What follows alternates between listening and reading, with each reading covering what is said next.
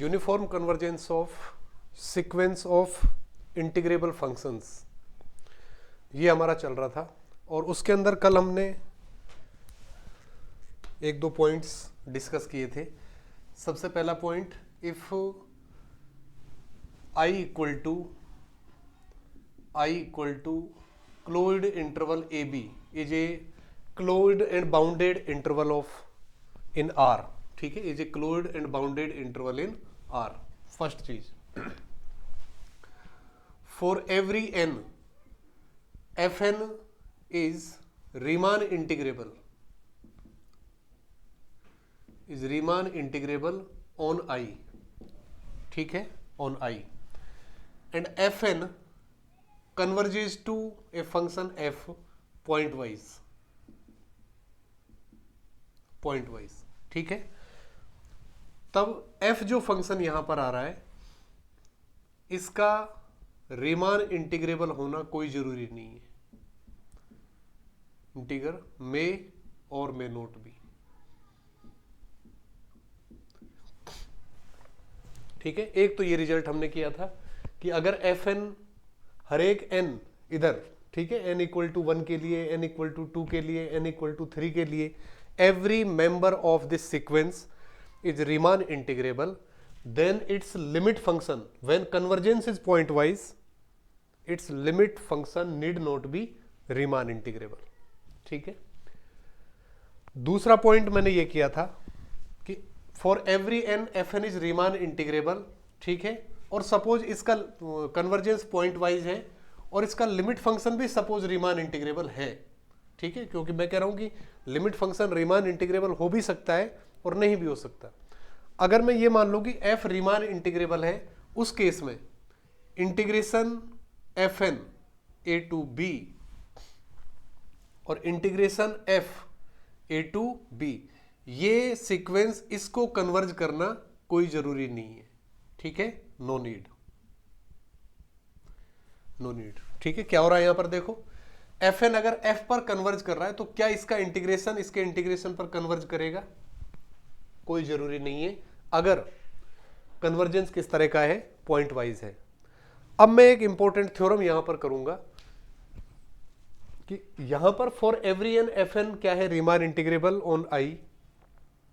F n अगर क्या हो, यूनिफॉर्म कन्वर्जेंस हो, sequence of functions f n क्या है, यूनिफॉर्मली कन्वर्ज कर रहा है किस पर, एफ पर, तब अगर हर एक एन के लिए एफ एन रीमान इंटीग्रेबल है तब इसका लिमिट फंक्शन भी निश्चित रूप से रीमान इंटीग्रेबल होगा। और साथ में ये कंडीशन भी होगी कि एफ एन जो सीक्वेंस एफ एन है उसका इंटीग्रेशन इसके लिमिट एफ के इंटीग्रेशन को भी क्या करेगा, कन्वर्ज करेगा, ठीक है। कब? जब कन्वर्जेंस क्या हो, यूनिफॉर्म कन्वर्जेंस हो, पॉइंट वाइज नहीं होकर कैसा कन्वर्जेंस हो, यूनिफॉर्म कन्वर्जेंस हो। तो एक इंपॉर्टेंट रिजल्ट है, हम उसको करेंगे। तो लिखिए एक theorem,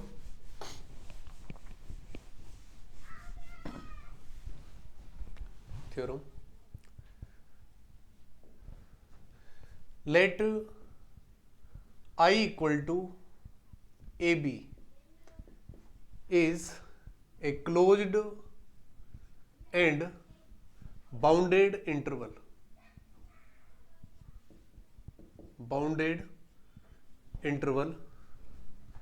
in R. Suppose I equal to closed interval AB, ठीक है, which is closed and bounded interval in R, and for every n belongs to capital N, fn from I to R, fn from I to R is Riemann integrable, for every n, हर एक n के corresponding जो fn बनेगा वो Riemann integrable है, Riemann integrable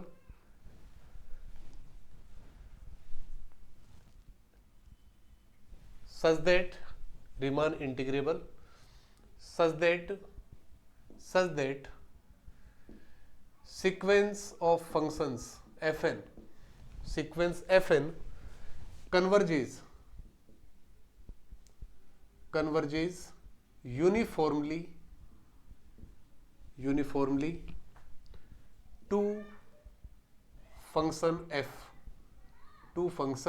F then क्या होगा, number first f from I to R is also Riemann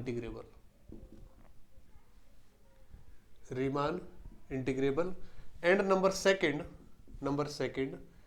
integration A to B Fn converges to integration A to B F।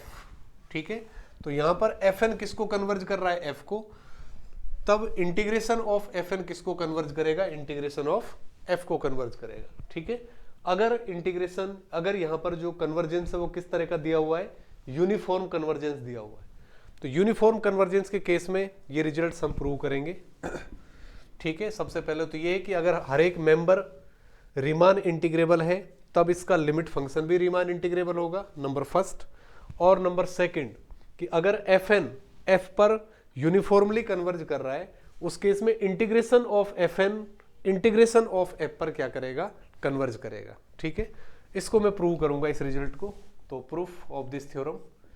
ठीक है, तो प्रूफ में रीमान इंटीग्रेशन का concept हम यहां पर काम में लेंगे, तो रीमान इंटीग्रेशन भी आपका यहां पर रिवाइज होगी, कुछ चीजें रीमान इंटीग्रेशन की। सबसे पहले मान लिया let Fn sequence Fn is uniformly convergent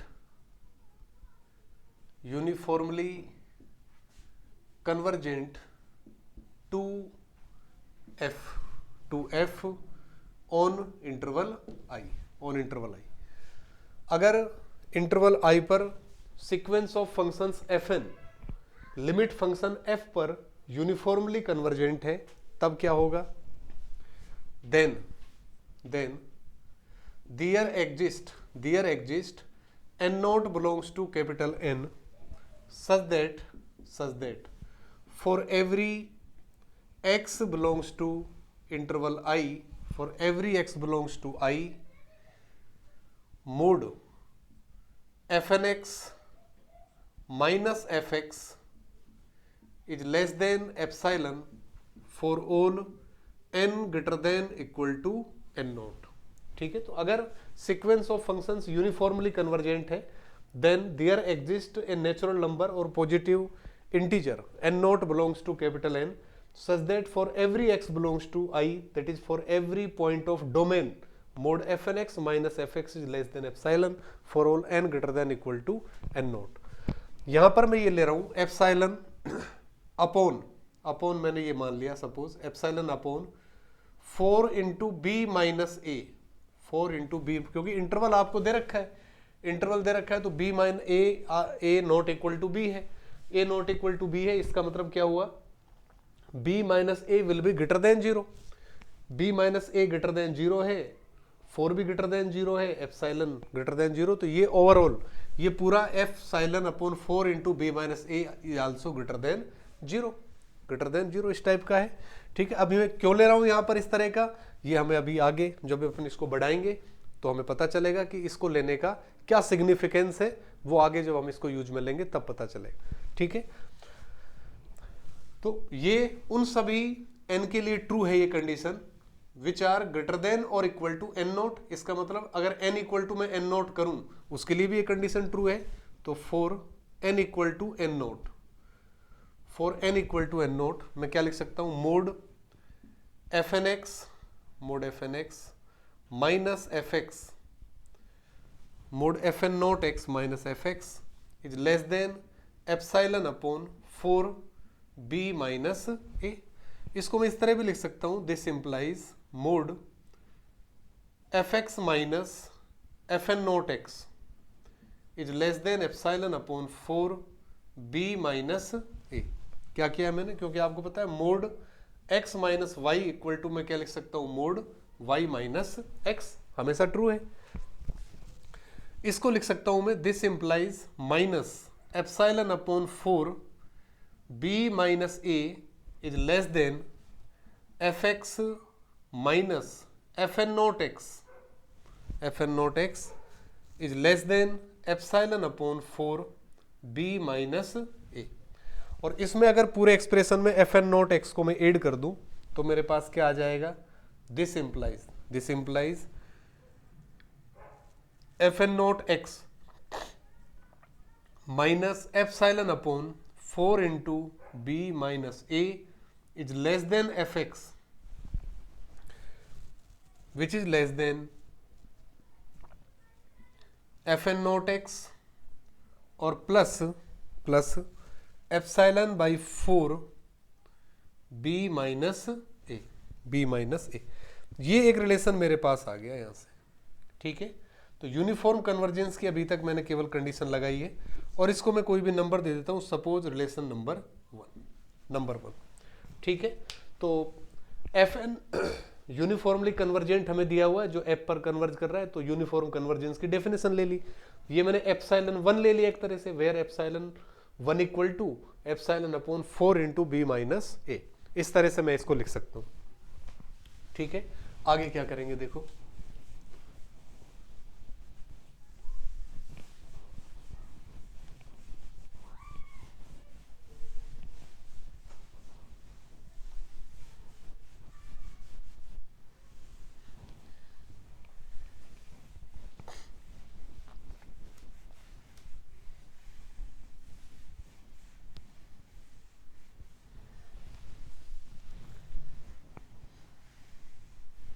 ठीक है। ये कंडीशन आ गई मेरे पास, relation number 1।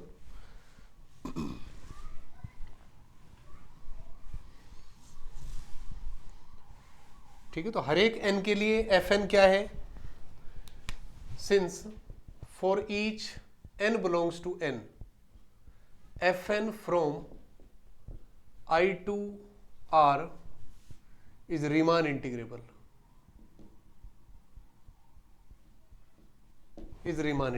for every n fn from I to R is Riemann integrable। तो अगर ये Riemann integrable है तो क्या होगा, this implies fn naught from I to R is Riemann integrable, और fn naught अगर Riemann integrable है तो क्या होगा, then there exists a partition P equal to x naught, x1, x2 up to xn of closed interval AB such that UP fn naught minus LP fn naught is less than epsilon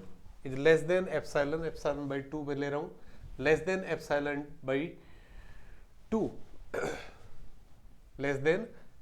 by 2 ठीक है। और इसको मैंने दे दिया suppose relation number 2। मैं कह रहा हूं कि हर एक n नोट के लिए, ठीक है, for every value of n fn is Riemann integrable. If fn is Riemann integrable, then if I take n equal to n naught, then fn naught is also Riemann integrable. If any function f is Riemann integrable on interval suppose ab, तो अगर कोई भी function f ab पर Riemann integrable है तब क्या होगा, ab का कोई ना कोई पार्टीशन p इस तरह का एग्जिस्ट करेगा कि UPF minus LPF is less than epsilon. ये कंडीशन ट्रू होगी, ठीक है। Necessary and sufficient condition for a function to be Riemann integrable on a closed and bounded interval is that there exists a partition P such that P of given interval such that UPF minus LPF is less than epsilon, जहां UPF क्या है, अपर सम, क्या कहते हैं इसको, अपर सम, LPF को क्या कहते हैं, लोअर सम कहते हैं, ठीक है। तो इस तरह से मैं लिख सकता हूं,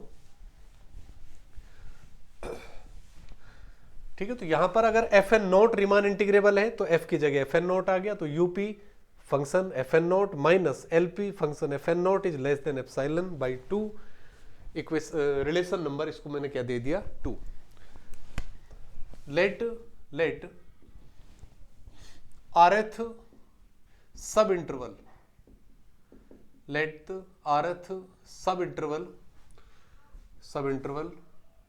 ऑफ AB का जो मैंने पार्टीशन किया इसका rth सब इंटरवल क्या होगा, XR - 1 XR, और इसको मैं क्या ले सकता हूं, IR से डिनोट कर सकता हूं, XR - 1 XR। ठीक है, अब मैं यहां पर ले रहा हूं दो फंक्शन मेरे पास है, देखो एक तो fn नोट चल रहा है इसमें, इस रिलेशन में देखो fn नोट, और एक मेरे पास फंक्शन क्या है, f है, एक फंक्शन क्या है, f। तो दोनों के लिए मैं सुप्रीमम और इन्फीमम यहां पर लिख रहा हूं। लेट ये मैंने मान लिया, सपोज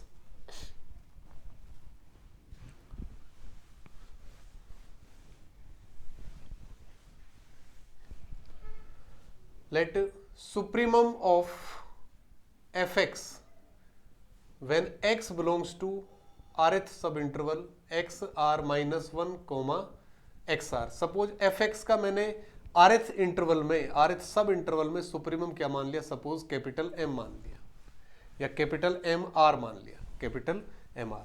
इसी तरह से suppose infimum when x belongs to rth interval xr - 1 xr, infimum of fx suppose small mr मैंने ले लिया, स्मॉल mr।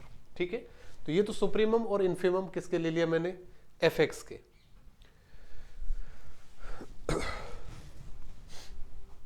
एंड दूसरा फंक्शन क्या है, fn नोट, इसके अगर मैं लूं तो supremum x belongs to xr - 1 XR of fn naught x equal to suppose MR dash, and infimum x belongs to closed interval XR - 1 XR fn naught x equal to suppose MR dash। ये मैंने supremum और infimum ले लिए, suppose rth interval मैंने लिया है, rth sub interval, ठीक है, किसका, AB का जो मैंने पार्टीशन किया है x0 x1 x2 and so on, इसका rth सब इंटरवल मैंने क्या कंसीडर कर लिया, XR - 1 XR, और फिर इस rth सब इंटरवल के अंदर fx का सुप्रीमम कैपिटल MR मान लिया, fx का इन्फीमम स्मॉल MR मैंने कंसीडर कर लिया है। ठीक है, इसी तरह से supremum of fn naught x equal to capital MR dash मान लिया, और infimum of fn naught x equal to small MR dash मैंने मान लिया है। ठीक है, ये कंडीशन मेरे पास है। इस कंडीशन से देखो क्या होगा, फ्रॉम वन की सहायता से मैं क्या क्या लिख सकता हूं, ये देखिए आप, ये fn नोट x है, ये वैल्यू लेस देन fx है, तो इसका जो इन्फीमम होगा, इसके इन्फीमम से भी निश्चित रूप से क्या होगा, लेस देन होगा, क्योंकि हर एक x के लिए ये वाली वैल्यू इससे कम है। तो मैं क्या लिख सकते हैं इसको, fn नोट x का इन्फीमम क्या है, fn नोट x का इन्फीमम स्मॉल MR डैश, तो ये मैं कंडीशन लिख सकता हूं, small MR dash minus epsilon upon 4 into B minus A क्या है, less than equal to fx का इन्फीमम क्या है, स्मॉल MR। तो एक तो ये कंडीशन मेरे पास है। ठीक है, इन्फीमम वैल्यू है तो इन्फीमम वैल्यू यहाँ इक्वल भी आ सकती है, लेस देन भी हो सकती है। इसी तरह जब मैं इसमें देखूंगा तो इसका सुप्रीमम इसके सुप्रीमम से छोटा होगा, इसका मतलब अगर मैं इसका सुप्रीमम लूँ fx का, तो fx का सुप्रीमम क्या है, कैपिटल MR, तो मैं लिख सकता हूँ capital MR is less than fn naught x का सुप्रीमम MR डैश, तो less than equal to MR dash और plus epsilon upon B minus A, 4 into B minus A। ठीक है, ये कंडीशंस अगर कहीं काम में आएंगी तो मैं इन कंडीशंस को काम में लूंगा। ठीक है, ये मैंने सुप्रीमम और इन्फीमम किसके लिए लिए, rth सब इंटरवल के अंदर fx के और fn नोट x के सुप्रीमम और इन्फीमम लिए, और इनको मैंने रिलेट करवा दिया है इस तरह से। मुझे प्रूव करना है, क्या प्रूव करना है हमें, मैं ये कह रहा हूं कि फॉर एवरी n fn तो क्या है, रीमान इंटीग्रेबल है, और ये किस पर कन्वर्ज कर रहा है, f पर। f को मुझे रीमान इंटीग्रेबल प्रूव करना है। ठीक है, f को मुझे रीमान इंटीग्रेबल प्रूव करना है। ठीक है, तो मैं क्या लेकर चलूंगा, UPF की वैल्यू क्या होगी, देखो UPF, now UPF equal to क्या है, समीशन ऑफ f जो फंक्शन है, f फंक्शन का सुप्रीमम क्या है, कैपिटल MR, तो अपर सम लिख रहे हैं तो capital MR into del R होता है, और R equal to 1 to n, which is equal to summation capital MR, और डेल R की वैल्यू क्या है, XR minus 1, R equal to 1 to n। ठीक है, ये है अपर सम की डेफिनेशन, समीशन कैपिटल MR। ठीक है, f का अपर सम देख रहे हैं तो f का क्या ले लिया मैंने, rth सब इंटरवल में सुप्रीमम, और इनटू डेल R का मतलब है rth सब इंटरवल की लेंथ, XR माइनस 1। इसको मैं क्या लिख सकता हूं, विच इज इक्वल टू, ये बन रहा है capital M1 R equal to 1 ले रहा हूं, x1 minus x0 plus capital M2 x2 minus x1 plus, और इसी तरह से चल रहा है, लास्ट में R इक्वल टू n पर क्या आएगा, कैपिटल Mn और xn माइनस xn माइनस 1, ये बन गया। तो यहां से आप देखिए हर एक R के लिए ट्रू है ये कंडीशन, M1 क्या होगा, लेस देन इक्वल टू, ये रख सकता हूं मैं। इसी तरह से कैपिटल M2 क्या है, लेस देन इक्वल टू इस टर्म से, और कैपिटल Mn क्या होगा, लेस देन इक्वल टू इस टर्म से। ठीक है, तो ये आ जाएगा मेरे पास विच इज लेस देन और equal to, which is less than equal to क्या बनेगा, M1 की जगह मैं ये लिख रहा हूं तो M1 डैश क्या बनेगा, less than equal to, M1 की वैल्यू रख रहा हूं मैं, क्या होगी M1 डैश और plus epsilon upon 4 into B minus A, ये तो मैंने किसकी जगह रखा है, M1 की जगह, तो M1 की जगह जब ये वैल्यू लेंगे तो इधर साइन ग्रेटर देन का आ गया, और इनटू किसके है, x1 माइनस x0 प्लस, इसी तरह से सारी वैल्यू रखते जाएंगे तो लास्ट में क्या आएगी, Mn की जब मैं वैल्यू रखूंगा तो क्या आएगा यहाँ पर Mn डैश और plus epsilon upon 4 into B minus A और इंटू किसके है, xn माइनस xn माइनस 1। ठीक है, ये बन रहा है। इसको मैं लिख सकता हूं which is equal to, this term will be equal to M1 dash, ये तो क्या बन रहा है M1 dash x1 minus x0, इसी तरह से क्या आएगा M2 dash x2 minus x1 और प्लस ये क्या आएगा Mn डैश और xn माइनस 1, यहां तक तो ये आ गया, और प्लस जब ये रखोगे आप देखो बाकी टर्म ये इसमें मल्टीप्लाई होगा, एप्सिलॉन अपॉन 4, तो एक टर्म ये बचेगी आपके पास। ठीक है, epsilon upon 4 into B minus A और इंटू, ये तो सब में से कॉमन आएगा, क्या बचेगा x1 माइनस x0, नेक्स्ट में क्या आएगा x2 minus x1 plus x3 minus x2 and xn minus 1 तक। तो आप देखोगे कि इसमें सब कैंसिल होंगे, एक तो क्या बचेगा x0 और लास्ट में क्या बचेगा xn, यानी ये बचेगा xn माइनस x0, और xn किसके बराबर होता है b के, x0 क्या होता है a, यानी ये बचेगा b माइनस a, तो b माइनस a से b माइनस a कैंसिल। तो यहां से मेरे पास क्या आया, दिस इंप्लाइज, ये बन गया UPF, और ये चल रहा है लेस देन इक्वल टू, और ये टर्म क्या बनेगी, ये वाली टर्म देखो M1 डैश, भाई ये UPF आ रहा है, समीशन ऑफ MR डैश और XR minus 1 R equal to 1 to n, और प्लस किसके आ गया, प्लस एप्सिलॉन बाई 4 के, ये बन गया। और ये किसकी वैल्यू है, MR डैश किसका सुप्रीमम है, देखिए आप MR डैश सुप्रीमम है किसका, FN नोट x का, किसका FN नोट x का। तो ये मैं इसको इस तरह से लिख सकता हूं, this implies UPF is less than equal to, ये क्या बन रहा है UP, और ये सुप्रीमम किस फंक्शन का है, FN नोट x का, FN note UP FN not और प्लस एप्सिलॉन बाई 4, तो ये मेरे पास कंडीशन यहां पर आ गई।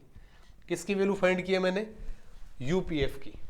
तो UPF मेरे पास आ रहा है क्या, less than equal to UP FN not और प्लस एप्सिलॉन बाई 4। तो दूसरा रिलेशन मेरे पास वहां ऊपर था, मैं यहां पर लिख सकता हूं इसको इसके साथ ही, ठीक है, तो एक तो कंडीशन मेरे पास ये नंबर 2 ऑलरेडी लिख चुका हूं मैं। नंबर 3 अब मेरे पास ये आ गया, मैं यहां से लिख देता हूं। ठीक है, ये आ रहा है मेरे पास UPF is less than equal to UPFN और प्लस एप्सिलॉन बाई 4। इसको मैंने दे दिया सपोज रिलेशन नंबर 3। ओके, तो ये तो मैंने UPF निकाल दिया। UPF के लिए ये पूरी कैलकुलेशन मैंने की है और UPF का लास्ट रिलेशन मैंने क्या मान लिया, नंबर 3। इसी तरह से अब मैं क्या निकालूंगा, LPF। अब मैं LPF लिख रहा हूं यहां पर, इसकी जगह LPF ले रहा हूं। अब क्या बनेगा देखिए,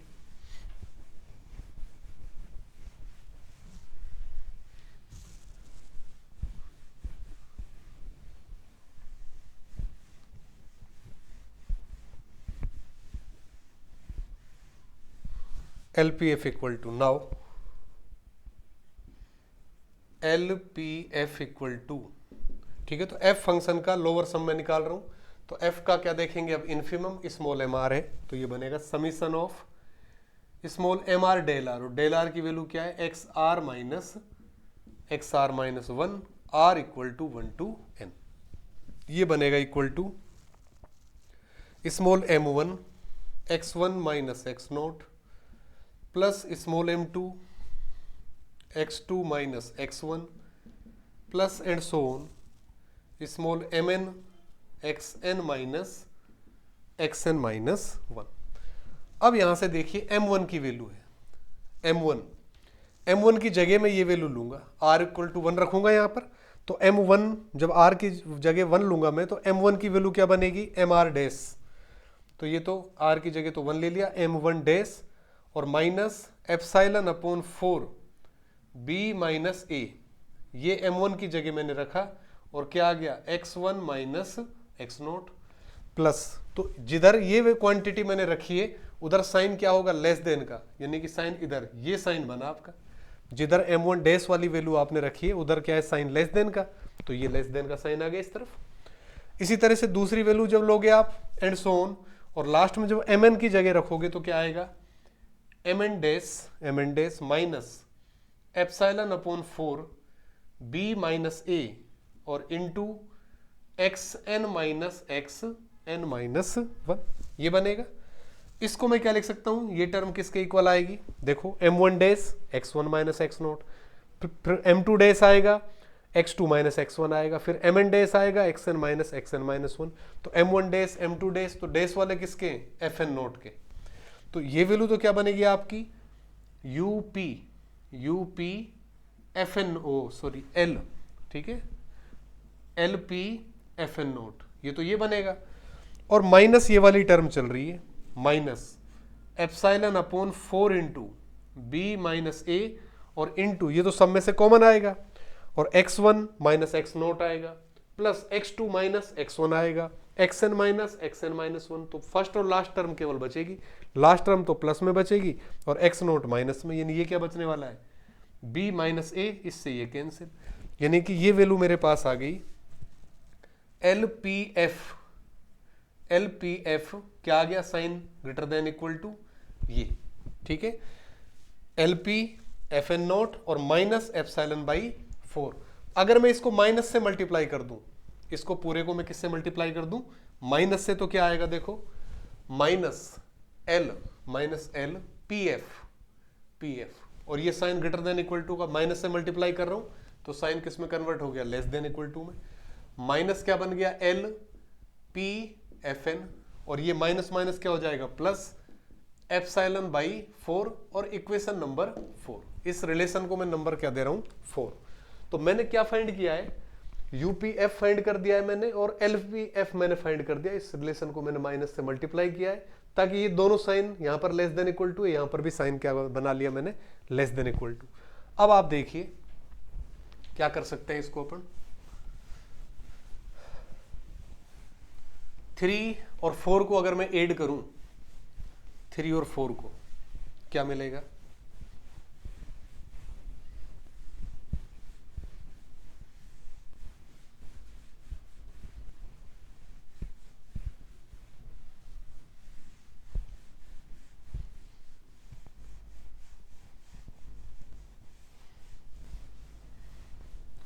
3 + 4 implies relation number 3 + 4 implies UPF minus LPF is less than equal to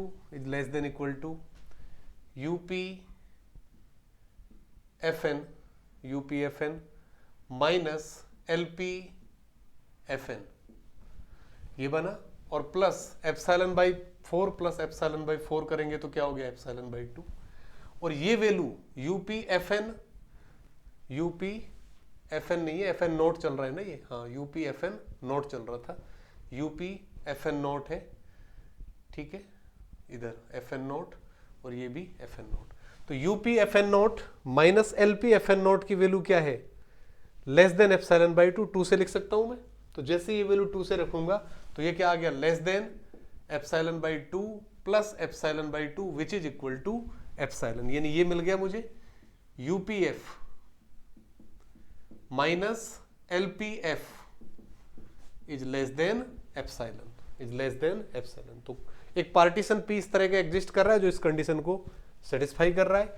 this implies function f is Riemann integrable, function f is Riemann integrable.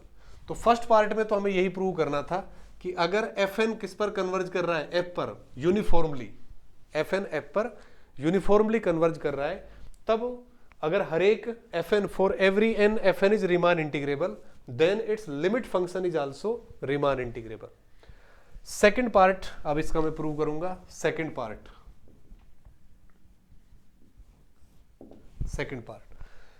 Part में अब मैं क्या कर रहा हूं, देखो इसके अंदर since fn converges to f uniformly, ये दिया हुआ है आपको, ये आपको दे रखा है कि sequence of functions fn f पर यूनिफॉर्म कन्वर्जेंट है, तो यूनिफॉर्मली कन्वर्जेंट है f पर, तो क्या होगा, देयर एग्जिस्ट, मैं ले सकता हूं n naught belongs to capital N such that for every x belongs to domain, domain क्या है, interval i which is equal to ab क्या होगा, mode fnx minus fx is less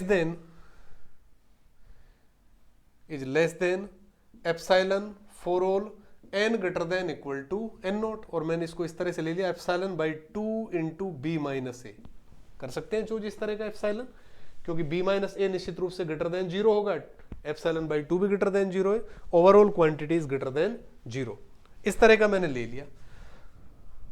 मुझे प्रूव करना है कि अगर fn f को कन्वर्ज कर रहा है तो इसका इंटीग्रेशन इसके इंटीग्रेशन को क्या करेगा, कन्वर्ज करेगा इस इंटरवल पर।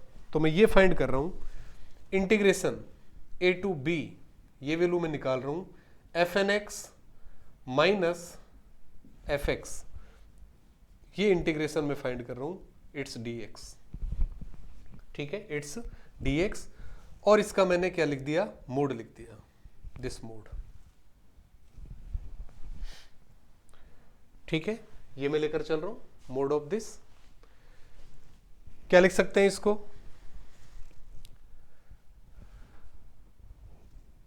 इसको मैं लिख सकता हूं which is less than equal to, mod अंदर चला जाएगा और dx पर जब अप्लाई करोगे तो this will be less than epsilon, यानी कि दिस कन्वर्जेज टू 0 और दिस कन्वर्जेज टू 0।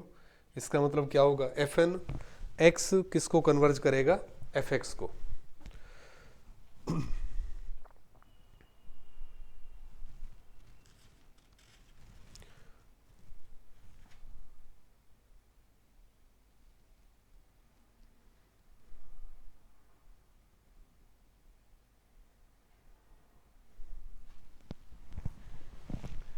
ठीक है, तो इसको अगर मैं लेकर चलूं तो क्या बनेगा मेरे पास, this is less than equal to integration a to b mode fnx minus fx dx, ठीक है, क्योंकि इंटीग्रेशन की property, integration a to b fx dx का मोड क्या होता है, less than equal to integration a to b mode fx dx, ठीक है। तो मोड को जब अंदर आप लेते हो तो sign less than equal to का आ गया, तो ये, और मोड fnx माइनस fx को मैं लिख सकता हूं एप्सिलॉन अपॉन 2 b माइनस है, तो ये वैल्यू क्या होगी, लेस देन इसकी जगह तो मैंने ये लिख दिया एप्सिलॉन अपॉन 2 और b माइनस a, और क्या बचा integration a to b dx।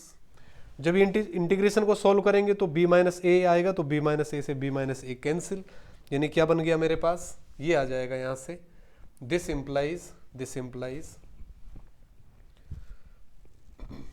Mode a to b fnx minus fx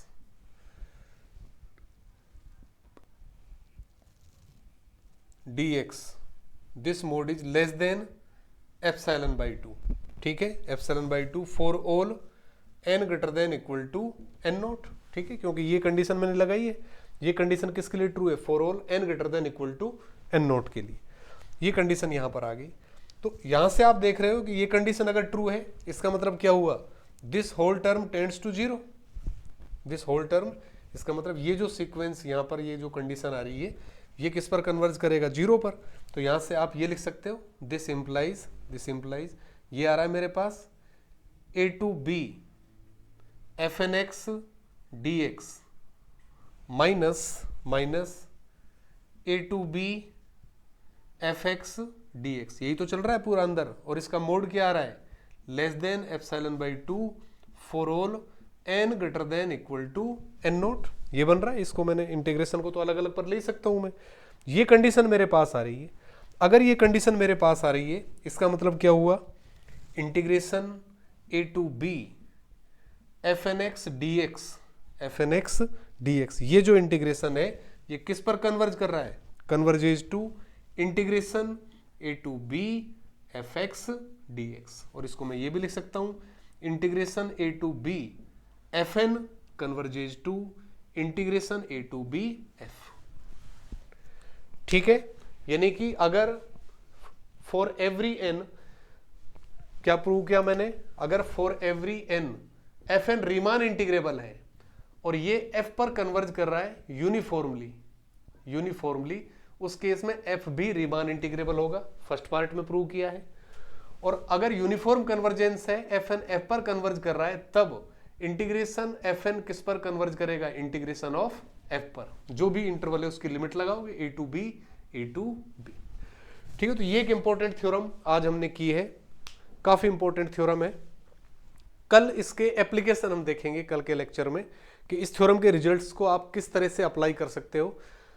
ठीक है, अप्लाई करके आप चेक कर सकते हो कि, क्योंकि इनमें से अगर कोई भी कंडीशन ट्रू नहीं होगी, suppose for every n fn is Riemann integrable, और सपोज f रीमान इंटीग्रेबल नहीं आया, तो यूनिफॉर्म कन्वर्जेंस नहीं हो सकता। ठीक है, इसी तरह से ये लिमिट अगर डिफरेंट आ रही है, इसका मतलब यूनिफॉर्म कन्वर्जेंस नहीं हो सकता। तो ये सारे के सारे रिजल्ट्स अपन कल के लेक्चर में डिस्कस करेंगे, फिर कुछ क्वेश्चंस लेंगे जिनकी सहायता से इसको हम एक्सप्लेन करेंगे।